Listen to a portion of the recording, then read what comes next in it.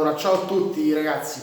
Allora, finalmente siamo arrivati all'ultimo video della mia serie dedicata al mio secondo libro, cioè il primo romanzo, Antonio Rizza, Innocenza Vuota realtà. Quindi, adesso io ovviamente in questo video che andrà a concludere questa serie in cui ho parlato di questo mio libro, capitolo per capitolo, per andare al punto la trama, capitolo per capitolo. Quindi questo sarà un video molto breve perché vi parlerò delle ultime 3 pagine di quello che è l'epilogo della storia, quindi del 12° ultimo capitolo. Che insomma è l'epilogo dopo che, diciamo, i fatti importanti della storia principale si sono conclusi con la conclusione del 11° capitolo, condiviso in 3 parti, in 3 video che trovate ovviamente sulla playlist relativa a questa serie. Quindi che devo dire ragazzi, quindi spero che questa serie vi abbia appassionato, spero che insomma quello che ho letto io vi sia piaciuto, e quindi ringrazio quelli che mi hanno seguito sul canale, sia sul canale YouTube che ovviamente su Facebook, ma anche sul sito web ufficiale. Quindi ovviamente, prima appunto di fare questo video che sarà molto più breve rispetto agli altri, io vabbè vi invito sempre ovviamente anche su questo video di commentare numerosi, di iscrivervi al mio canale e di mettere un mi piace. Poi ovviamente vi invito a seguirmi sul mio sito web ufficiale, sul mio profilo Facebook per tutte le altre informazioni relative al libro, ma relative anche ai video che io faccio con la chitarra, con la musica e anche altre cose. E quindi niente, poi vi ricordo anche ovviamente che se voi volete acquistare una copia del mio libro, del mio primo romanzo e secondo libro, Antonio Rizzi, dall'innocenza alla cruda realtà, questo libro qui, voi lo potete trovare sempre nell'edicolo e nelle varie librerie del Laganontino, dove fanno la richiesta. Lo potete trovare anche online, ovviamente cliccando su eBay o su Amazon. E oppure se voi appunto siete nella zona dell'Agropontino, vi ricordo che le copie sono vendute anche personalmente da me nella nostra bottega di famiglia, la bottega del vino. Noi siamo a Corso Vittorio Emanuele III, numero 55 a Sabaudia, provincia di Latina. Quindi detto questo, io direi che è il momento di andare a parlare delle ultime 3 pagine che vanno a concludere la storia di questo giovane siciliano che, come vi ho spiegato nei precedenti video, è un ragazzo normalissimo all'inizio, ha però il padre che è indebitato con uno dei principali boss diciamo con uno dei principali boss di Corleone, che ha dei contatti con il consiglio mafioso Cosa Nostra di New York, con i principali della famiglia. Il padre di Antonio Rizzi, Nino, si indebita con questo boss e quindi, non avendo altra scelta, non potendo ripagare, alla fine farà una brutta fine. Idem il fratello maggiore di Antonio, Michele, che cercherà appunto di vendicare il padre. E stessa cosa la madre di Antonio e di Michele, la moglie di Nino, Carmela. Antonio riuscirà a fuggire, come vi ho detto, nei 10 anni successivi vivrà a New York, si costruirà una nuova identità, prenderà il nome e l'identità fittizia di Philip Morris e crescerà con una donna di nome Anna che lo adotterà.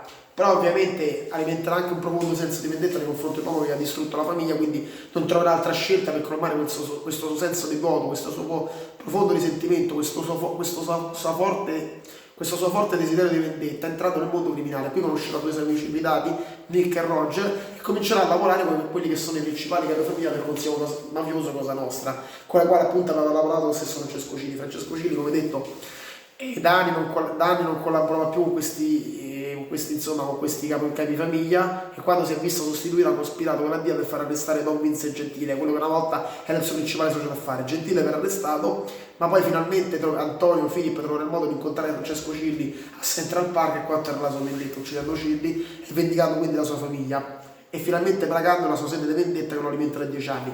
Quindi il 12° capitolo non è altro che appunto l'epilogo della storia che spiega quello che è successo ad Antonio e quello che succederà ad Antonio una volta compiuta la sua vendetta, quella che diciamo che sarà la strada che deciderà di intraprendere avendo compiuto comunque il suo percorso.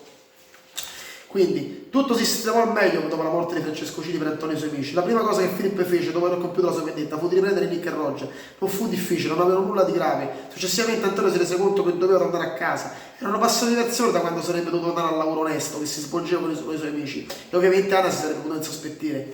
Ma la vera sorpresa fu quando Antonio scoprì che in realtà Anna sapeva già tutto quello che faceva lui da anni con Nick e Roger. Non aveva ostacolato in tutto questo, del resto Antonio non era il suo vero figlio e non aveva diritti su di lui. Al contrario, era stata molto acuta, e soprattutto essendo la sorella di quel Graziano, amico del padre biologico di Antonio, Nino Rizzi, aveva capito da tempo il desiderio di rivalsa che c'era nel cuore del ragazzo, che albergava nel cuore del ragazzo. Gli voleva bene e sapeva che per un ragazzo che aveva perso la sua famiglia originaria era stata molto difficile trovare un'identità e avere una vita normale. E sapeva anche quando fosse in campo Antonio, perché non gli aveva messo il bastone alla ruota, nemmeno quando si era trovato di fronte a Francesco, un uomo violento e spietato che non si sarebbe fatto scopo di uccidere nonostante fosse soltanto un ragazzo. Antonio aveva appena finito le stupidezze delle parole di Anna quando appunto arrivarono Nick e Roger, ma non erano da soli. Nonostante quello che era successo tra lui e Cilli, e Cilli, nonostante quello che è successo a lui e Cilli, Antonio fu molto sorpreso comunque di trovare i suoi migliori amici Nick e Roger che lo chiamarono e non erano soli perché hanno in compagnia del consigliere di Don Gentile Luca. Quindi Antonio, quindi cosa ci fa qui signor Luca? Disse Antonio al consigliere sorpreso. Ho sentito alla radio che degli agenti hanno arrestato Don Gentile, sembra che sia scoppiato il finimondo, disse Antonio cercando risposte. Purtroppo è così ragazzo, ma non sono qui per parlarti di questo. Il dono era al fresco e probabilmente ci resterà fino al resto dei suoi giorni. Avevo sospettato che qualcosa non andava a Francesco Cilli e come avevo visto quel verme era combutta con la dea. Ormai quasi tutti gli uomini del Gentile sono sottoterra e di sicuro i pochi rimasti verranno a testimoniare per tirarsi fuori dai guai. Ed è qui che entri un gioco ragazzi, vi spiego Luca. Non capisco in che modo, gli domandò Antonio, fissandolo. Semplice, sei tu che hai ucciso Francesco Cilli. È come se avessi fatto un favore a noi, eliminando l'uomo che ci ha tradito. Ora non c'è più nessun altro che può gestire gli affari del Don, senza venire incriminato. E quella persona che ci stiamo cercando sei proprio tu. Arrivi al punto, disse Antonio impaziente. Per quello che hai fatto, meriti di salire in cima, devi diventare un signore della droga, devi diventare un capofamiglia, sei giovane, sei appena all'inizio, e nessuno quindi può accusarti di niente. Ti assicuro che avrai il mio appoggio e anche il mio compare avranno un posto importante nella nuova organizzazione che andremo a creare. E fu la decisione più facile che Antonio avesse mai preso dopo aver sentito le parole del consigliere. Aveva vendicato la sua famiglia e ora che gli altri capofamiglia non c'erano più, era rimasto soltanto lui. Guardò lui e disse semplicemente, ci sto. Allora direi proprio che possiamo rimetterci al lavoro, Don Philip Morris, disse Luca baciandogli la mano. Don Antonio Rizzi, prego, se devo salire in cima alla piramide criminale, voglio usare il mio vero nome per gestire gli affari, gli rispose Antonio con una smorfia. Lui, Nick, Roger e Luca si avviarono fuori dalla porta, pronti a dimostrare allo Stato di New York e a tutto il mondo che avrebbe comandato da quel giorno in poi.